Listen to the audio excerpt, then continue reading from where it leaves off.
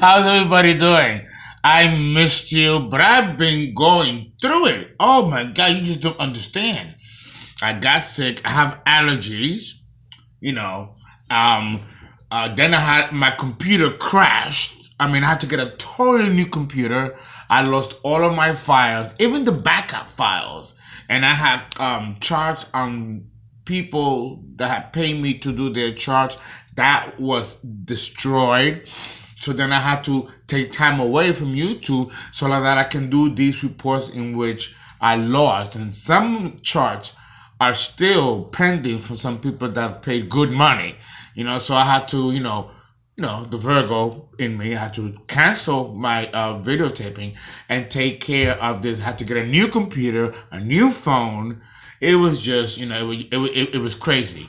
And then, of course, my health. I was getting, the vitamin D deficiency turned into a vitamin C deficiency. And that explained the cracks that I had on the sides of my lips in some of my videos. I think I mentioned it before. So, probably the drinking. So I might have to slow it down. My doctor keeps telling me, now, Fernando, you have to slow it down. So I'm going to have to slow it down.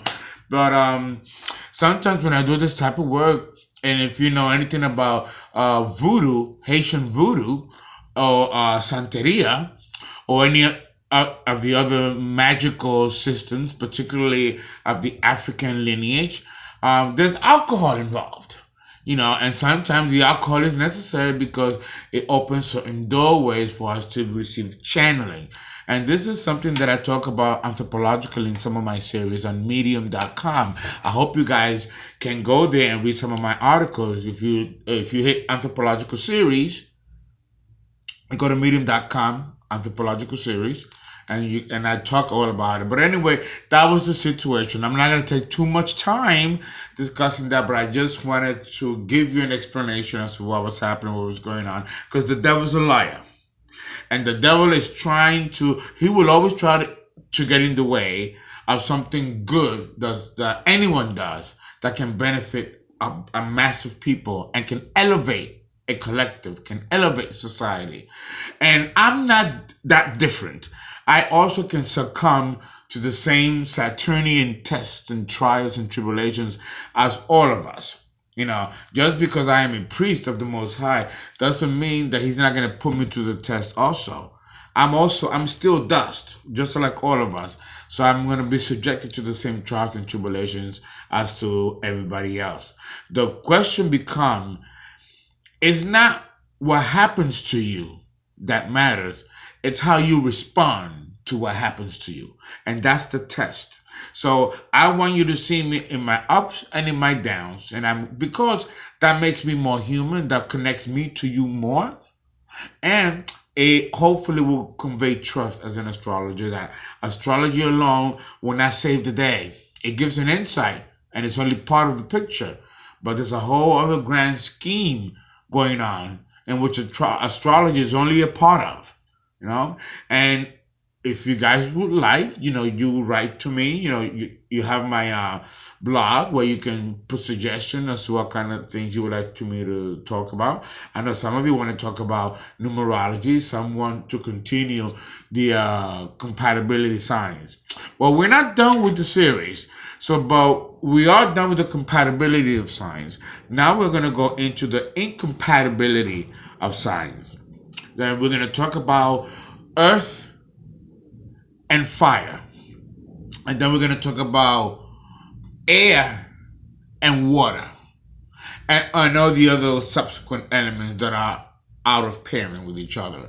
Because a lot of you have been also wanting me to continue further explanations. So today I'm going to jump right in, and I'm going to talk about the incompatibility of signs and the incompatibility of the elements.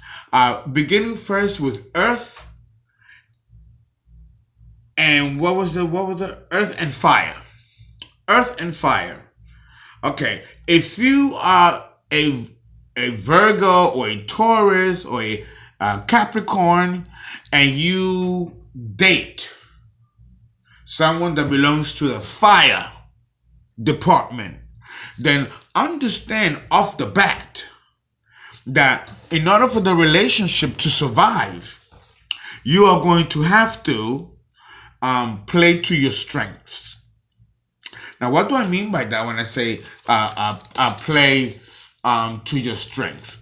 What I mean by that is that you, for example, take the best part of Virgo.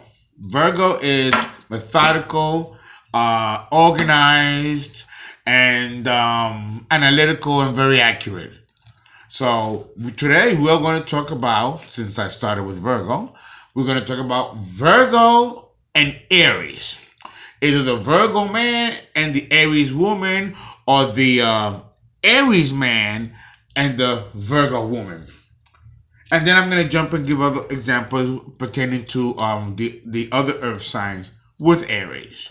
And that covers, in one batch, one compatibility. And then we go on with Leo and Sagittarius with the same earth signs. So you can get to see a kind of like a skeletal framework of how the psychology of the elements, in addition to the psychology of the different personalities of the zodiac, are enmeshed or go into fusion, or how they antagonize and repel each other. So when you're dealing with a fire and earth, understand the negative. If we talk about Mother Nature is a great template for me to start. I know that in many of my videos, I don't go right into the compatibility. I always give a little something before I give like a little prelude or a little prologue. Some people don't like it, and they've actually written to me. They're, get to the point, get to the sign. And, they don't understand, because obviously people who are telling me this or writing this to me are probably very young. As a 50-year-old man, I'm not going to give you just the signs of the zodiac generically. I'm going to give you the psychology behind it and the 50 years behind clinical practice that goes behind the assessment that I make, on YouTube. In addition to being an astrologer, remember, I was also a certified clinician. So putting that together allows me to develop a new body of analysis in which I think you should know. I think you should know that you are connected to the earth and connected to everything around you. So to make analogies of the earth and the environment, I think is very fitting. So hopefully these young people that are, because I really think they're young to think that way, hopefully when they get much older, they'll realize that it all fits. And it's far more valuable tomorrow for those people who probably criticize about it than it is at the immediacy of the moment. So when we're dealing with Mother Nature, we're dealing with the earth, which is Virgo, represents the earth signs, and then you're dealing with fire. That could be the sun, or that could be the molten core of our inner planet's core.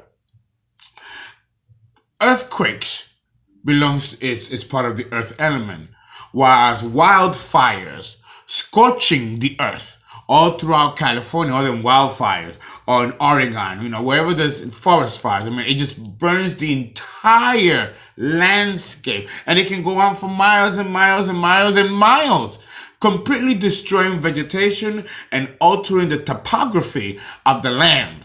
So understand how terrible and negative fire can be towards the earth. But then again, the earth can have a massive earthquake. And in that earthquake, there are explosions, and there are gas lines and pipelines breaking. There's explosions and poisonous gases coming from the inside of the bowels of the earth, which can ignite with our element and cause further explosion or toxicity. So earth can be just as deadly as an element as fire can be. So now when we put these two together in personality and ego of a human being, what do you get? Oh, I'm sorry. Oh, my tongue. What do you get? You get a battle of wills. When you're dealing with incompatibility elements like fire and earth, air and water, you're automatically going to go into an ego battle of wills.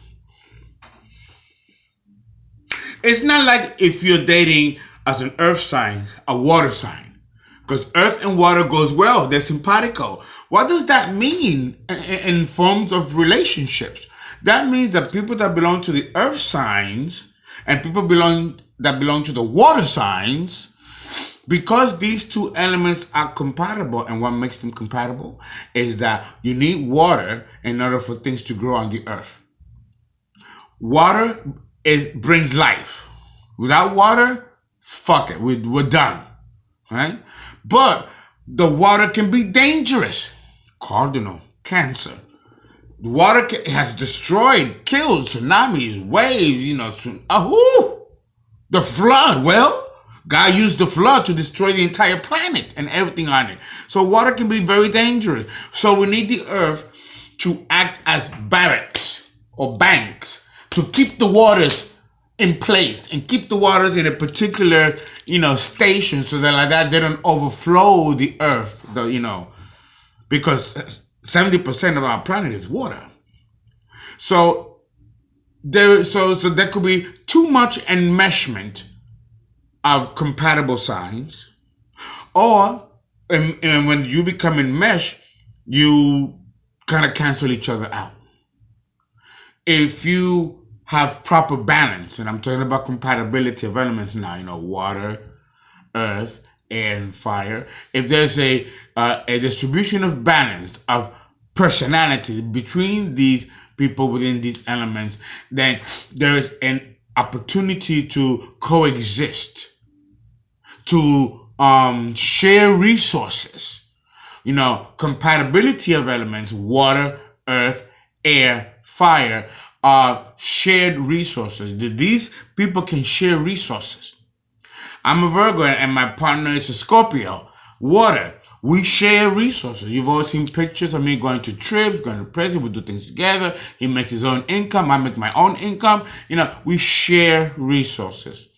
That's important to keep in mind, because when you deal with the incompatible elements, okay, like we're talking today about earth and fire, then we're dealing with conflicting desires, conflicting egos, and also conflicting values. The values may be horribly different than that of the other person. So then how do you deal with it? How do you create an enmeshment? Not to enmesh, properly balanced. How do you create a meeting of the minds? Well, again, and I have to go into this conversation before I go into the specific of Virgo and Aries, because for those of you who are not Virgos and Aries, at least you belong to an element. So I can kind of like give you a couple of, heads up before I go into my next videos about these other elements, just so you understand my psychology and where I'm heading with this. Now, it's not so much about the signs, it's the elements and the psychology that those elements represent. Fire represents action and activity and restlessness. It's like, think of a person that's in the boogaloo. Well, no, that's my time. I'm talking to millennials now. Chaz the Rapper, or one of his songs, or Taylor Swift. Big, that's, anything movement, anything exciting, fiery, that you cannot contain. That is the psychology of fire. Earth is grounding energy. It's mellow, subtle, supple, understated, and maybe a little bit boring. Earth is the slowest vibration of all the elements. That's why the chair doesn't fall apart. This doesn't fall apart. And I don't fly in the air, because Earth solidifies and grounds. And it needs to be that way. So there's going to be a certain level of monotony, routineness, even melancholy when it comes to the Earth sign. Because things have to be stable, practical. We need the Earth to continue to be the footstool that it is. There can't be too much moving around. Otherwise, there'll be earthquakes and the Earth won't be stable. So the Earth has to have a particular character. Water is an expression of emotions. So someone that belongs to the water element is an emotional person, or may not be emotional but has the index to be. The same thing with the earth and the fire, and then the intellect, which is air, the air signs. And that means that these people who are represent air, the intellect, live in their head, and they don't get out of their head to come to reality. So now that I gave you the basic 4 psychologies of the elements, now we can blend in the signs of the zodiac and see how the psychology of the signs of the zodiac versus the psychology of the elements combine.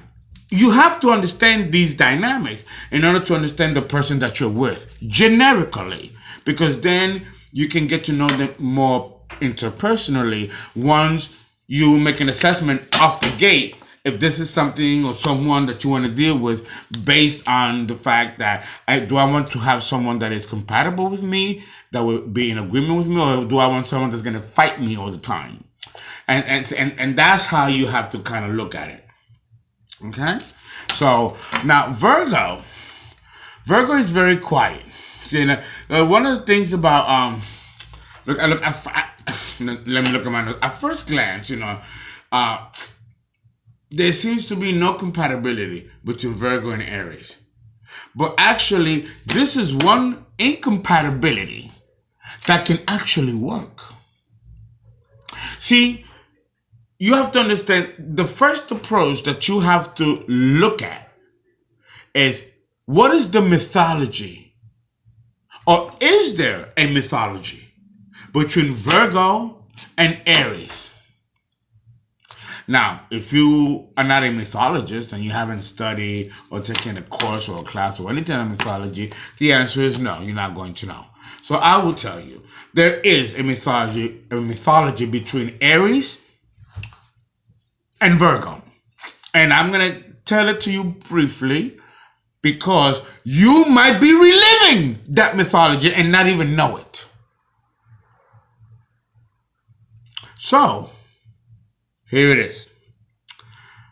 Aries is the god of war.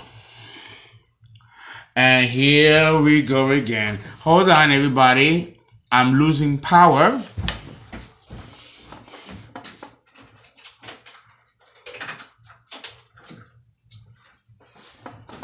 And I don't have my assistant to have this for me, because when I get sick, I don't work, so I can't pay them. Okay, let's see. Before it shuts down on me, these are, well, again, that means moving it closer here. That way I can have it closer. See if I can connect it here really quickly. Okay, let's see.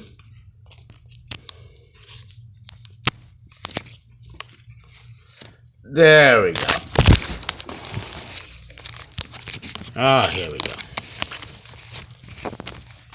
Yeah. I tell you, it is a job to set this up. Come on now. Okay, there we go. Okay, I'm so sorry about that little inconvenience. Okay, now I was saying, let me get my notes. And let me see if I can move you away from the screen. Okay. Okay. There we go. Okay. This will have to do. Now, talking about the compatibility of Aries and Virgo. Now, one of the things that actually works is that the mythology of Virgo and Aries, it goes something like this. Aries is the god of war, and therefore he's hated in the mythology. Mount Olympus, the abode of the gods, going with Greek mythology. Aries, of course, is the most hated of all of the Olympian gods.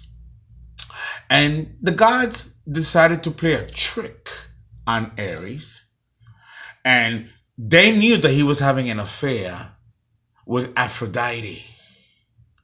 So, and Aphrodite was married, she could be scandalous. Aphrodite is represented in astrology by Venus, and of course Aries by Mars. When Aries went secretly to have his rendezvous with Aphrodite, the gods set up a trap for him. So when he was having sex with Aphrodite, when they met, probably fucking, a net was thrown over both of them. And then the gods showed up, because of course when you're doing your stuff in secret, it's in the dark. It's like they were exposed and they were ridiculed. Both of them. And because Aries was having an affair with a woman represented by Venus who was already married, he was casted into prison. The gods have a prison, I guess, for their own. And guess who let him out? Mercury. Mercury let him out. So Mercury represents Virgo because it rules Virgo and Gemini. So that right there gives a clue as to the relationship dynamic that can be built upon with Virgo and Aries. Aries is the pioneer, the emperor. Virgo is the healer and the stewardship of society. When you put these two together, what do you have? Now, there are many kinds of relationships, and one day I'm going to do a series that's going to talk more about that. Virgo can function as a rescuer, and usually does. Virgo functions as a healer. A Virgo woman can tame an Aries man through gentle persuasion, through gentle manipulation, and through physical stroking. Stroke his hair. Virgos know how to bring the inner beauty of anyone. They know how to do that in anyone. And Aries is restless energy. Virgo, through her cooking, through her cleaning and maintaining the home and providing a safe haven for Aries, as she does it physically, she can also do that. And it doesn't have to be a deliberate act on her part either. She can also do this psychologically and even spiritually without his awareness. She becomes his friend, his lover, his mother, his sister. The Virgo woman is Artemis. It's Isis. It's Hathor. She embodies all those virtues into one. Now, if it's a man, Virgo, with an Aries woman, the Aries woman will probably run over him. If she's unevolved. If she's evolved, she will still do her own thing. And he will allow her to. Because one thing that a Virgo man, not so much a Virgo woman, but a Virgo man, when he's in love, he trusts his wife or his girlfriend 100%.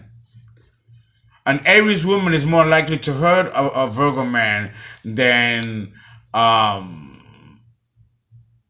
Aries man. Well, no, an Aries man can hurt a Virgo woman if he's thoughtless and careless and he doesn't see or appreciate what's in front of him. Because Aries is so busy being somewhere else, even when he's put, that he might not even recognize and see what's in front of him. That's the only bad thing that can happen from an Aries man to a Virgo woman. Now, the Virgo man to an Aries woman will eventually rescue her. So when she gets tired of all her running around and going on doors, hitting her head on the wall, and she's exhausted, guess who's going to be there to pick her up? The Virgo man. So the relationship is that of the rescuer and the nurturer. And we're out of time. Wait for part 2.